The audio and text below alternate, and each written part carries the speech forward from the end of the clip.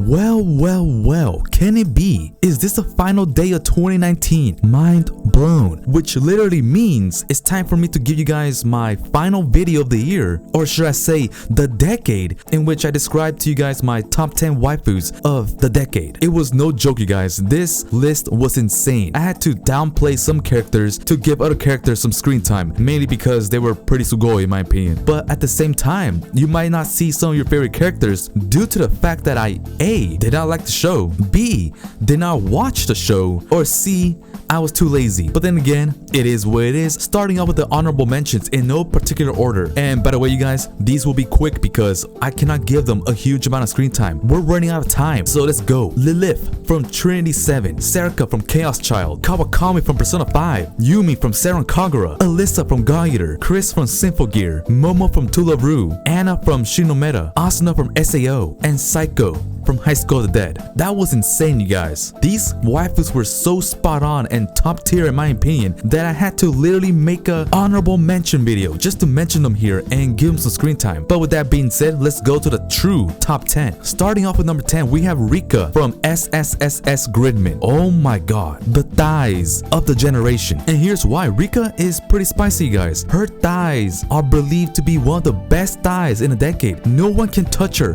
when it comes to her thighs and her personality, which in my opinion is very intelligent. Smart waifus are the best waifus. So that is why Rika has earned the number 10 spot. And in my opinion, you guys gotta check out SSSS Gridman. Pretty spicy mech anime with thighs and oppai. What more can you ask for? Go watch the show right now. Moving on to number 9, we have Aqua from Kingdom Hearts. And lads, it was to be expected. Kingdom Hearts was released in 2002, which is correct, but what we're talking about here is Aqua's game, which was released in January 2010, almost the beginning of the decade, and that is insane. I was only 13 when this game came out, but in doing so, I got to experience one of the most purest waifus of the decade, Aqua, which blew me away, and at the same time was my introduction to the Kingdom Hearts series. If Aqua never appeared in the franchise, I probably wouldn't have even checked out the Kingdom Hearts franchise. Mind blown. Anyway, moving on to number 8, we have Iroha from Origairu, or you want to call it Snafu. And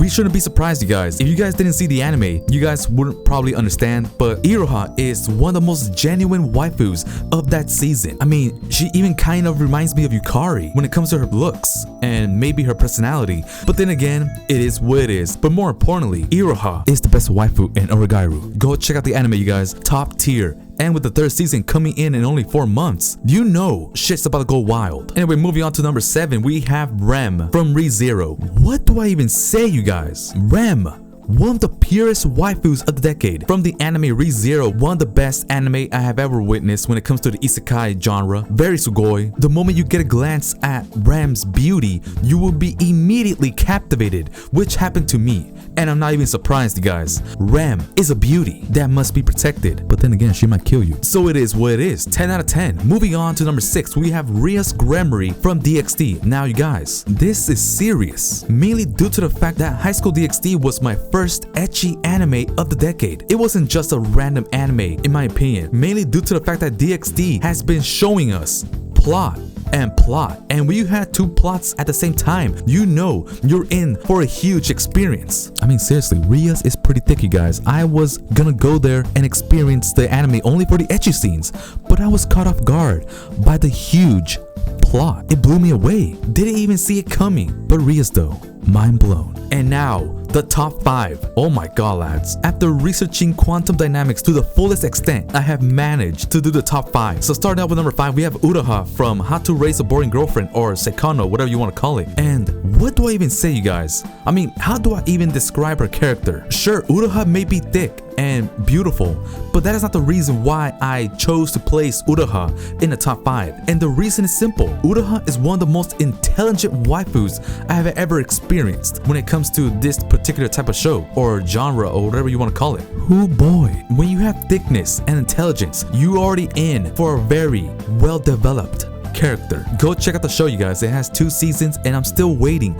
for a 3rd season. What is going on? What is this blasphemy? Uraha needs some more screen time, in my opinion. And low-key, she's a pretty spicy yandere, even though she might not be a yandere, but it is what it is. Moving on to number 4, we have Pyra / Mitra. And here's why, you guys. They're both the same character. Sure, they might have done some things later on in the game which might be considered spoilers, but as of this moment, they're one character. So I had to include both of them. Their thighs can save lives. That is why Pyra and Mitra are in the number 4 spot for Xenoblade Chronicles 2. And low-key, I want to be choked by Pyra's thighs. Just saying. 10 out of 10 experience from the Viper himself. Moving on to number 3, we have Chiaki from Danganronpa 2. And what do I say, you guys? Chiaki is a very pure waifu that must be protected. She is a gamer who loves to play her games. Top tier already. Her thickness knows no bounds. It has no limits. It will immediately entice you. Just saying, you guys. But in a more serious approach, I do love Chiaki's personality. Very intelligent. Like I said before, almost the same as Uraha. The only difference is that she's more down to earth, in my opinion. So go check out Danganronpa 2 or the Danganronpa series just to, get your fill in your typical thickness. Number 2, we have Mashu from FGO, aka Fate Grand Order. Now, you guys, she had to be in the list. FGO was released in 2015, almost 5 years ago, and it blew everyone by surprise. It caught everyone off guard with the most infamous gacha system. She is top tier. Her thighs are top tier. Her personality is top tier. She is our kohai. Just saying, you guys. Mashu is love. Mashu is life. Before we reach number 1, I would like to have a special honorable mention, you guys, to a very particular character, and that is none other than Kasumi Yoshizawa. Now hear me out, you guys, before you crucify me. Even though Kasumi was released in 2019 for the Japanese release of Persona 5 Royal, which was Halloween, I still couldn't justify her being number 1, and here's why. Even though I played the game, I beat the game, and I know Kasumi's personality and story to some extent, I still do not understand her lore. So I kind of, to some degree, do not understand her character. Viper, you fool! So that is why Kasumi is in that specific spot in the list. But then again, who knows? Kasumi's thighs may save my life and, in turn, change my mind. Just saying. And now, for the number 1 waifu of the decade, aka the queen, aka the booty that will save you, Makoto Nijima. This is clearly not a surprise.